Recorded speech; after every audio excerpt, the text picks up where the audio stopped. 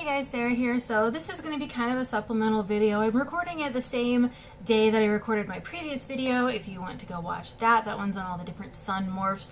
But today I'm actually going to be answering kind of a weird question that I got from a friend of mine who I don't think that she has any snakes. She does jujitsu and I do jujitsu. We haven't done jujitsu together, but we became friends on Facebook because we've both been training with a lot of the same like trainers and teachers, and so we just kind of got to talking, and she asked me, why did you get into corn snakes? What made you want to do that? And so I kind of just wanted to go through my story. Like I said, this is going to be one of the like random Sarah talk videos. It's kind of an unofficial video, but regardless. So the reason that I originally got into corn snakes specifically, it's kind of a mixture of things. The first thing was I always had snakes growing up. I literally have a picture of me in my crib with a like 7-foot boa constrictor next to me. Obviously that was always, you know, supervised by an adult, but that was my life growing up, was there was always snakes. Anytime we go to grandma's house, grandma had snakes, and so I just really enjoyed that aspect of everything. And then as I was growing up when I was little, we'd always like catch garter snakes and stuff. I just realized that my hair is like going all over the place. I can kind of see it. Anyway, it doesn't matter.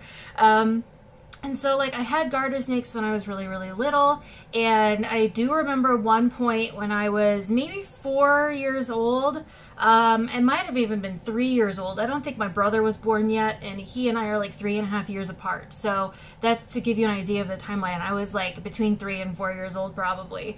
And a garter snake that we caught, we didn't keep them for very long usually. We stayed within the legal limit of like 30 days. We'd catch them and we'd feed them and then we'd release them again. But this female had given birth to a whole bunch of babies, and that was just like the coolest thing I'd ever seen. I remember seeing all those little babies in there, and of course I didn't really know what it meant at the time because I was so young. But my dad was even surprised by it because I don't think he really knew back then that any snakes were live birth.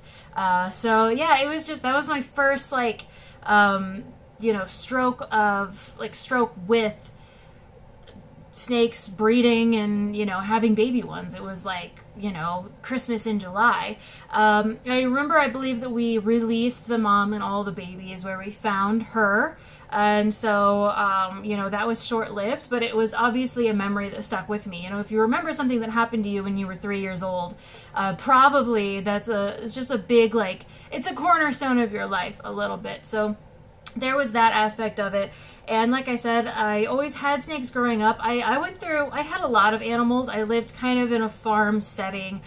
We never had like pigs and cows and goats and stuff like that, but we did have chickens and turkeys and ducks, and so those were pets for me, as well as, you know, other type of animals. I always had like salamanders or lizards, or I remember I had fish for a while, and I had birds for a while. I loved parakeets.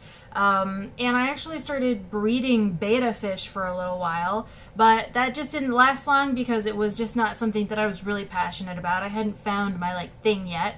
And then one day I walked into a pet store that had just opened in my hometown. I'm not going to say what the name of the pet store is because honestly I wouldn't recommend them, but some of you probably already know what that was.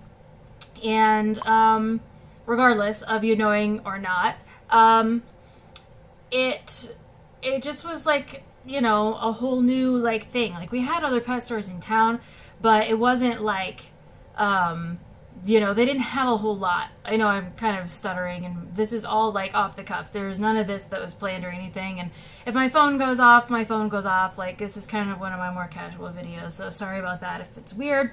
Regardless, so I remember going into this pet store and just sort of being in awe of like everything that was in there, especially like the snakes. We didn't really have any stores around that sold snakes, and I remember going and seeing a snow corn snake. And that was like the coolest thing in the world to me, because up until that point I had seen, like, you know, obviously the garter snakes, which are green. There's a lot of water snakes around here, which are more of a brown color. And I had seen, obviously the garter snakes aren't like green, but they're like greenish. And I had seen some red colored snakes. We have some milk snakes that are wild around here. I'm in northern Indiana. So I had seen some of these wild milk snakes, but I'd never seen like a white snake ever. And so I saw this snow corn snake and had to have it. And that was my first purchase from this new pet store in town. And I tell everyone that there was a normal corn snake. That was my first corn snake, which ultimately kind of is true because the snow corn snake that I bought, I had no idea how to keep them correctly, and it escaped within a week and I never saw it again. So then I did some more research. You know, I mean, obviously, I think I was like 17 or something when I did this, and I had only had garter snakes up to that point, and garter snakes don't do a whole lot of like climbing.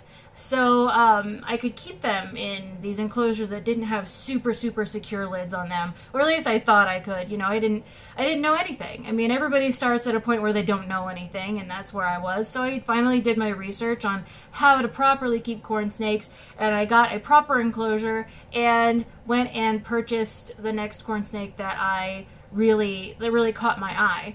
And I didn't do that immediately. In fact, I didn't do that until after I got a job at that pet store. I ended up working there for 2 years. It was my very first job. I bugged the crap out of them until they hired me.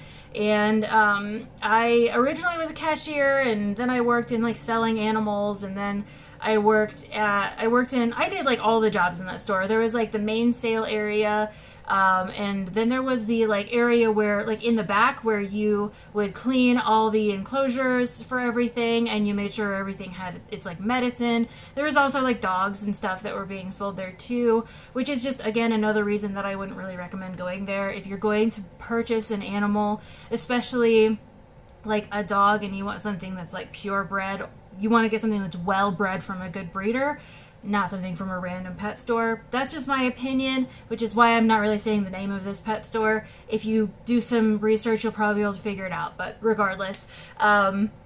So I was also the person who was in the back cleaning, taking care of the animals, making sure everybody had food, and at some point I also did work in the fish and reptile area as like sort of sales, but also sort of cleaning and feeding the fish and stuff and making sure that we had everything we needed. And eventually one of my current best friends, who is also my jiu-jitsu instructor, started working sort of under me in the fish department, but he knew way more than I did about fish. So I gave up the fish and reptile department to him, and I started working strictly in the back, taking care of the animals. But one day we got some ball pythons in, and I could tell that they were wild caught. They had scars. They also had ticks on them, like actual ticks. And I remember going to my boss and saying, hey, these ball pythons that we got in have ticks on them. And they might also have mites too. I haven't really done a whole lot of touching them right now because like I didn't work in the reptile area at this time. I was just notified by my friend that, hey, you know, there's something wrong with these ball pythons. And sure enough, like I went to my boss and expressed that, hey, we need to put them back in isolation so we can treat them. Because, you know, it's like, if you're in a pet store full of dogs and someone yells fleas, like everybody's gonna run. It's like, you know, saying bomb in an airport. Like it's just something you don't do. And I felt like saying, hey, ticks and mites on a snake is just as bad as saying fleas around a bunch of dogs. And but he obviously didn't feel that way because he told me that it's not my job to take care of the animals, it's my job to sell them. So I just needed to go out and sell that snake. And that was like the last day I worked there. I was not gonna handle that anymore. There was just like a moral area that I just wasn't going to cross at that point. At this point I was not breeding snakes. I only had the like one baby corn snake that I got when I first started working there, and someone had gifted me a snake, another corn snake, as a graduation gift. I had graduated high school, and I believe there were a few other people that had come into the pet store, like, and they knew that I had snakes, and so they're like, hey, you have snakes. You know, there was one lady that I specifically remember whose husband was overseas, and he had given her, like, permission to sell the snake because he wasn't going to be home to take care of it, so she sold it to me. And I kept him. He was an adult when I got him, a relatively older adult, I think, and I kept him until the end of his days. He passed away a couple of years ago, but he was a really good snake. From what I remember, she said that he was maybe like 10 years old or something, so he lived to be 15, a little more than 15, maybe 16, 17 years old. Decent life for a corn snake, in my opinion. So regardless, I ended up, all of the snakes that I had at the time were male. I had my one classic that I say is my first corn snake. He's the first corn snake that I ever like bought and ended up like raising to an adult. So to me, he's still my first corn snake. Plus the graduation gift snake, plus the gift, or the snake that I bought from the lady whose husband was overseas. And they were all males. At the time, I don't think I had any other species. I might have had a couple of garter snakes. I remember, oh, sorry, that's my phone going off. I do remember at the time I was really interested in checkered garters, so I did have a trio of those for a little while. And there was a period in my life when I also had like an assortment of king snakes and milk snakes. They kind of came and went. I kind of experimented with things that I enjoyed versus things that I didn't. Didn't really care for the milk snakes. I felt like they were really a lot more squirmy than corn snakes are. I know a lot of people come from ball pythons to get into corn snakes, and ball python people are like, corn snakes move around so much, like I don't know how you do anything with them. But if you've ever had milk snakes, like milk snakes are crazy. They go everywhere all the time and they never stop moving, and I just wasn't into the milk snakes. I didn't like the rubbery feel to their skin. I didn't like the size that they got to. They just weren't my thing. This just wasn't my thing. I also tried a few different kinds of king snakes. I had scarlet kings, which I thought were absolutely beautiful, and I loved their temperament. I thought they had such an amazing, docile temperament, but I found them to be difficult to breed, difficult to raise, and I just didn't really want to, like, I just didn't want to breed them. They were, you know, I ended up just keeping one female, and I really just enjoyed her as a pet, and so she was the only one that I had for a long, long time. And yeah, so I know all that. This is just my like story of how I ended up with corn snakes. So I went through all these different species, but the corns were just always there. And at some point, I think that I had put maybe a wanted out on like Craigslist, a wanted ad for female corn snakes, because at this time I had learned how to sex corn snakes, and I found out that all of mine were male. So I decided that I was going to try to find some females and maybe I'd try to breed them, because I did have a passion for animal husbandry. I had tried to breed birds, I had tried to breed betta fish. So breeding corn snakes was kind of the next like step for me. I knew that I enjoyed them as pets, but I thought, you know what, I'm going to get a couple females and just see if I can breed them. I'd already done a lot of research. This was probably, excuse me, I just drank some water and it like went down the wrong pipe. I did a lot of research on how to breed and, you know, which pairs are good to be put together as far as morphs are concerned. I had done probably 3 years worth of research before I started breeding. I've had corn snakes for a long, long time. Like I said, since I was 17. So it's been 12 years now, almost 13 years that I've had corn snakes. And then I started breeding about 10 years ago. So I had corn snakes for a few years before I started breeding them, and I had done a lot of research on morphs and a lot of research on how to take care of babies and raise a lot of babies and just like what other breeders were doing. So finally I found someone who had 2 females. One of them was a caramel motley and one of them was a normal. And the only male that I had that was big enough at the time to breed was the big A male that came from the lady whose husband was overseas. And so I thought, well, she did tell me that one of them was het for A male or something, so I thought I'm just going to breed him to both and see what happens. And I usually plan out my breedings a little better than that now, but it actually turned out pretty well. Both females ended up being het for both A male and anery, and the male also ended up being het anery, so I got a really nice assortment, and that's where my Halo line of snakes originated, was from that breeding. I kept a snow from that breeding. There were 2 snows from the caramel motley. There were not any snows from the normal, but she did have A males and aneries separately, so I knew that she was het for both. That was the only male that she would ever breed to. Also, I tried to eventually breed her to a snow, but she would not breed to any other males. That's just a thing. So I think that that's when I really became captivated with the corn snakes. Was, you know, I bred a, you know, like an orange snake to a red snake, and then I also bred an orange snake to a yellow snake, and then I ended up getting black and white and brown snakes, you know what I mean? Like, and like, you know what I mean? All these different colors. Like, I ended up getting aneries and snows and normals and amels out of just like, you know, an amel to a caramel motley. And that is what captivated me. Like, I was just taken immediately. And I originally kept, I think I only kept that snow, the male snow from that breeding. I think there were a few females I was going to keep, but then I had some other people through the pet store. Usually the pet store would sort of just like give my number to people who had corn snakes or other snakes that they didn't want. And I think at that moment in time, I hadn't quit yet.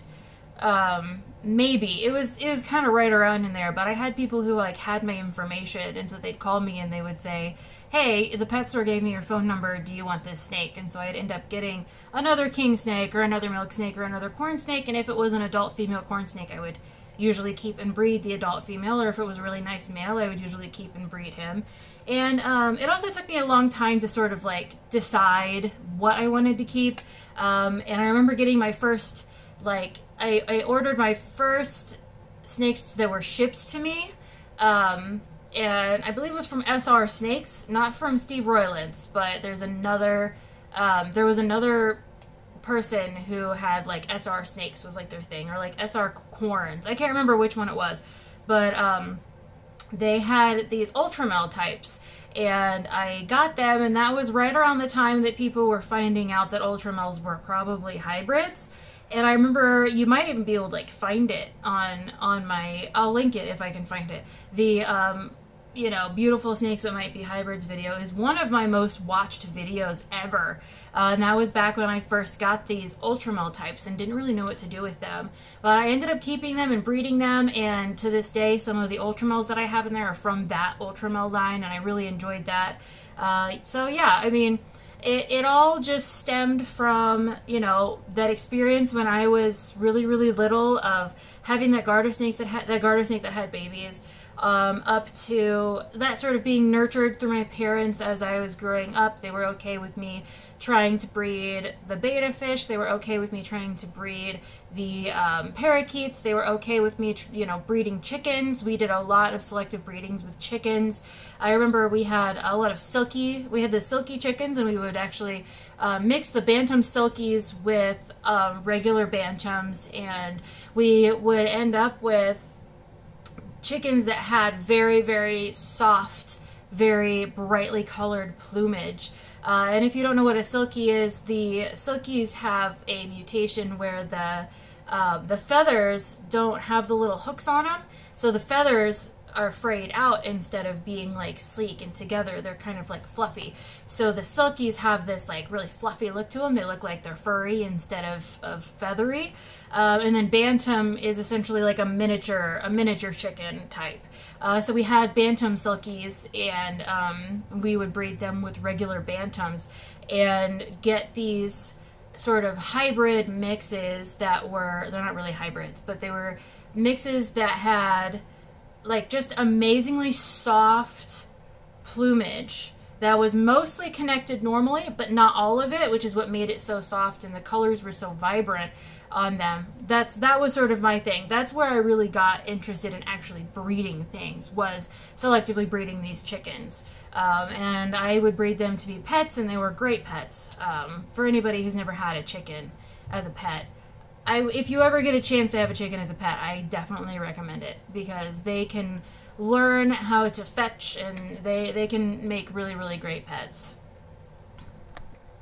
So then, of course, after that, getting the job in the pet store, where I could like fuel my addiction and buy more snakes whenever I wanted, really. And yeah, I mean, that's where I sort of landed on corn snakes, was just having them and then breeding them and being successful at breeding them. But also just seeing all the different things, all the different possibilities there are from two parents. You know, I mean, if you have a normal that has a lot of hets and you breed it to another normal with the same hets, you can get such a huge variety. So it was just a mixture of everything that had happened in my childhood growing up to ending up in the pet store. And then ultimately quitting the pet store. The reason I started breeding snakes really was because I no longer worked in a place, like I wanted to be the place in my area that people came to get corn snakes, because I knew that the ones that were at that pet store, and probably most pet stores around here, they did not have healthy snakes. I knew that they didn't have healthy snakes. So I was like, I want to be the place in my city that provides the healthy snakes. That's what I wanted. And I also just enjoyed having them as pets. I really think that they make good pets, and especially, excuse me, that water is like still sitting in my throat. But especially if you get one that has a good docile personality, like your golden. So yeah, that's why I got into corn snakes. That's why I stayed with corn snakes. And I mean, I've tried other species before. I've had spotted pythons, which I intend to get another pair of pretty soon. I've had Chinese beauty rat snakes, which I would love to have again. Yeah, like there are a few other species that I really enjoyed, but ultimately corn snakes were the ones that I landed on because I just love everything about them. I think that they're beautiful, and I think that they're easy to breed, and they're relatively easy to raise from hatchlings, and I just think that they're prettier than ball pythons. Like, I just was never into ball pythons. I don't really like the heat pits on the ball python's face. That's another reason. I just don't like that about them. Like, it's nothing like wrong with them, obviously. It's just a personal preference in looks. I personally don't like the way that looks, so that's just me. So thank you for watching. If you didn't watch my last video, I am engaged now. I'm very excited about that. Planning a wedding. So if you guys would like to support me and help me pay for my wedding, there's a link down below to my website where I'm selling merch. You can get nice mask like this that has corn snake on it. There's also t-shirts that are also the same, that look like this. And there's just a bunch of stuff on there, so check it out. I'd really appreciate it if you get stuff, because I'd really like to just be able to pay for my wedding, assuming that COVID's gonna allow us to have a wedding. We'll see what happens. Thanks for watching, guys. I will see you in the next video.